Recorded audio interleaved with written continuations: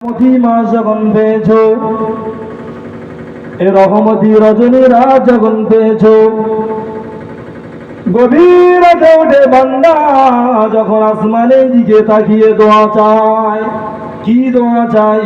বাবা আদম আলাইহিস সালাতু ওয়াস সালাম যে দোয়াটা চেয়েছিল, ওই দোয়াটা যদি বান্দা তুবু ইলাল্লাহি তাওবাতান নাসুহা খাস নিয়তে যদি বান্দা ওই তওবা করে, চোখের পানি যদি ফোঁটা পড়ে, আমার আল্লাহ বলে ওই চোখের পানিটা নিয়ে আমি আল্লাহ আসমানে রেখে দিই। ওই পানিটা কি কাজে লাগবে বান্দা শুনে নাও, আমার হাবিব শুনে নাও, তোমার উম্মাদেরকে জানিয়ে দাও। বিশ্ব নবী জানিয়ে দিলেন ওই চোখের পানিটা বান্দা যদি জাহান্নাম অবধারিত হয়ে লিখিত হয়ে যায়, ওই চোখের পানির বদলেতে ওই জাহান্নামের আগুনটা দপ করে নিভে যায়। নিভে যাবে না? চোখের পানি আমাদের পড়ে, সবে বরাত তো গেছে, সবে বরাত তো আমাদের থেকে বিদায় নিল, চোখের পানি কজন ফেলেছি? কি দোয়া চাইবে? বর্তমান সমাজে যেটা হচ্ছে সেইটাই বলা যাক নাকি? বান্দা তোমার কি অসহায়, তুমি দোয়া চাও। আমার আল্লাহ তাআলার ভাষায় বলে উদউনি আস্তাজিব লাকুম, বান্দা আমার কাছে চাও। আমরা কার কাছে চাই? মানুষের কাছে চাই। গ্রামের পয়সাওয়ালা আছে, এর কাছে টাকা চাইলে মনে হয় উপকৃত পাবো? না না না না না বান্দা, তুমি তোমার আমার বান্দার কাছে তুমি চাইবে না। দুনিয়ার জমিনে আমি যা মাখলুক সৃষ্টি করে রেখেছি, একে অপরের কাছে যাওয়ার কোনো দরকার নাই।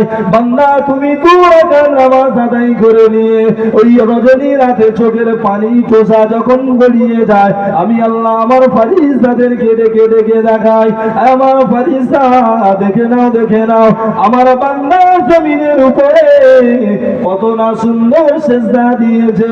আমি আল্লাহ সপ্তম আসমানে নাই গো, আমি আল্লাহ আসমান থেকে নিচের আসমান পর্যন্ত বান্দার সৌন্দর্য ইবাদত আমি আল্লাহ খুশি হয়ে যাই। যুবকেরা ইবাদত করি, কেমন করে ইবাদত করি? দৈনিক ওয়াজ হচ্ছে তো শুনছি, এটা ইবাদত নয়। বা দুটো হাত জোড়ো করে বলি ইবাদত এটা নয়।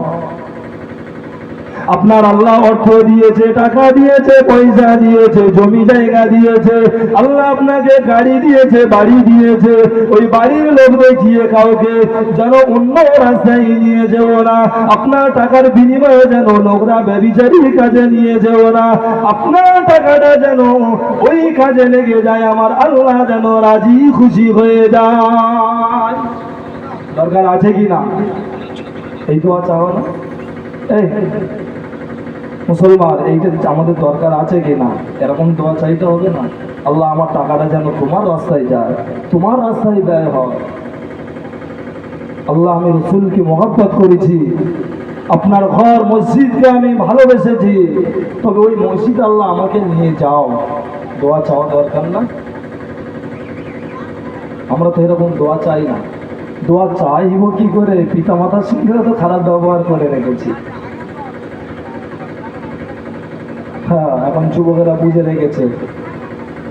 এই নজওয়ান যুবকেরা এই জাতির ভিতরে এমন একটা অন্তরে এমন একটা সিল মেরে দিয়েছে, না জানি আমার আল্লাহ দেয়নি, দুনিয়ার মানুষ দিয়েছে।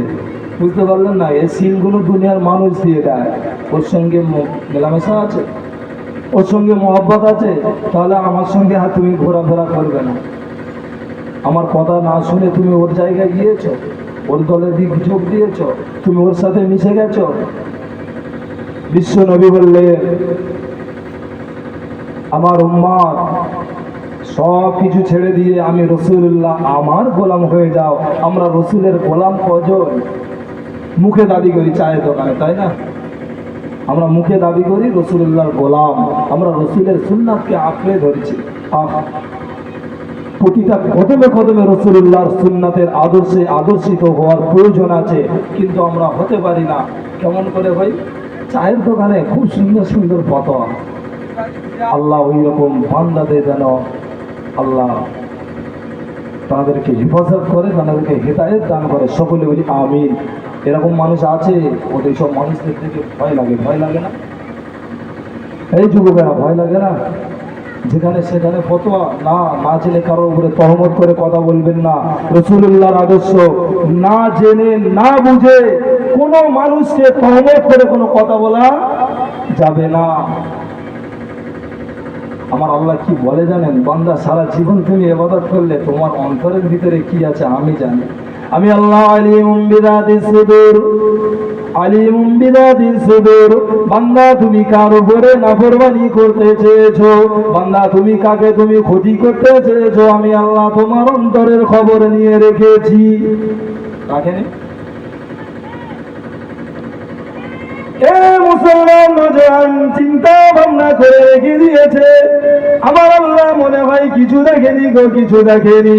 হুজুর রয়েছে, হুজুর ইবাদত করবে। ইমাম রয়েছে, ইমাম ইবাদত করবে। আর মুরব্বীরা রয়েছে গ্রামে, তারা তো ইবাদত করবে। এ নওজোয়ান যুবকেরা দুনিয়ার রাজানি করে বেরিয়ে ঘুরে আয়েশ মুস্তি করে ঘুরছে। না জানি ওনাদের আখলাক চরিত্রটা আমার আল্লাহ দেখেনি। হুজুর, আপনি ইবাদত করতে যান, আপনি মসজিদে যান, আপনার যাওয়া হলেও আমারও যাওয়া হয়। এই যুবকদের কথা এটা। আবার যুবকেরা আবার আরেকটু চিন্তা ভাবনা করে রেখেছে, তাই তো আমাদের পাকেনি, কি মসজিদে যাব। হ্যাঁ, নানান চিন্তা ভাবনায় আছি। রাগ করবে, কথাটা রাগ করলেও কি অসুবিধা আছে? আল্লাহর হুকুমের কথা তো বলতে হবে। আপনি যে জিনিসটা